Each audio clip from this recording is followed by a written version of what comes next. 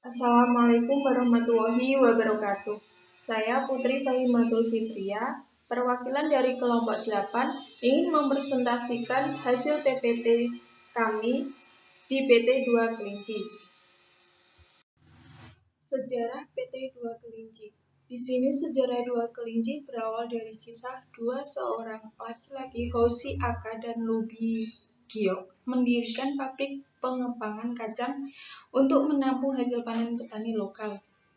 Dan pada tahun 1972 menamai kacang kemasan mereka Sari Gurih, logo merek 2 Kelinci. 2 Kelinci tersebut telah bertahan dalam ujian waktu untuk menjadi legenda di industri makanan Indonesia modern. Sari Gurih berkembang pesat, berganti nama menjadi 2 Kelinci pada tahun 1982. Merek tersebut memperoleh patennya pada tahun 1985 dan perusahaan tersebut resmi menjadi PT 2 Kelinci. Di sini, dua bersaudara yang bernama Ali Arifin dan Hadi Sukiono kemudian mengubah 2 Kelinci dari perusahaan pengemasan makanan sederhana menjadi suatu pabrik berteknologi tinggi pengolah kacang tanah asli di Indonesia, terutama tanaman unggulan yang ditanam di seluruh Jawa. PT 2 Kelinci menikmati reputasi sebagai produsen besar produk-produk inovatif, mulai dari kacang dan kacang yang dilapisi tepung atau rempah-rempah, hingga berbagai macam makanan serta minuman populer lainnya. Di sini ada penjelasan tonggak pencapaian pada tahun 1972. Usaha repacking kacang dimulai oleh tim suami istri Pak Hoshi Aka dan Ibu Laubi Giok dengan merek Sari Gurih berlogo 2 Kelinci. 1982, nama merek diubah dari Sari Gurih menjadi 2 Kelinci. Pada tahun 1985, PT 2 Kelinci dibentuk sebagai perusahaan terdaftar pada tanggal 15 Juli di Pati, Jawa Tengah oleh Mr. Ali Arifin dan Mr. Hadi Sukiono. Tahun 2000, pengembangan produk dimulai dan mesin serta peralatan produksi di teknologi diperkenalkan. Pada tahun 2006, pengembangan produk gandum dan sereal baru dimulai. Orang-orang yang bekerja di PT 2 Kelinci. Ada direktur, sales, marketing, manufaktur, support. Hasil wawancara dari kami dengan identitas responden bernama Ibu Sutarmi dengan unit kerja sebagai manufaktur, administrasi, sortir, dan penyimpanan, lama kerja selama 14 tahun. Di sini yang kita pertanyakan yaitu apa yang Bapak Ibu ketahui tentang nilai budaya organisasi tempat Bapak Ibu kerja.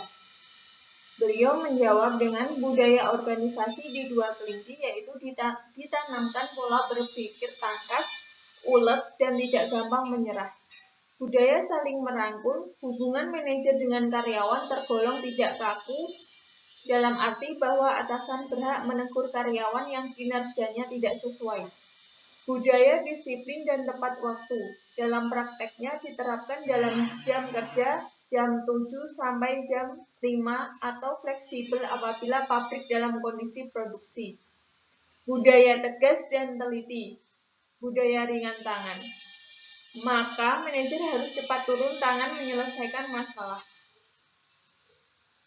Lalu, dari mana Bapak Ibu mengetahuinya? Apakah ada sosialisasi dari bimbingan terkait nilai budaya tersebut?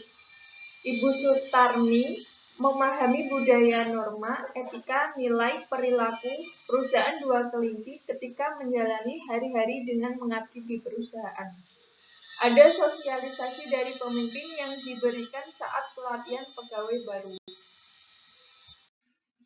Kelanjutannya yaitu bagaimanakah nilai budaya tersebut memperoleh kinerja Bapak Ibu, yaitu lingkungan kerja nyaman untuk bekerja dan terasa lingkup kekeluargaan yang kental. Hal ini membuat kinerja semua yang terkait menjadi lebih optimis dan meningkat, kata beliau.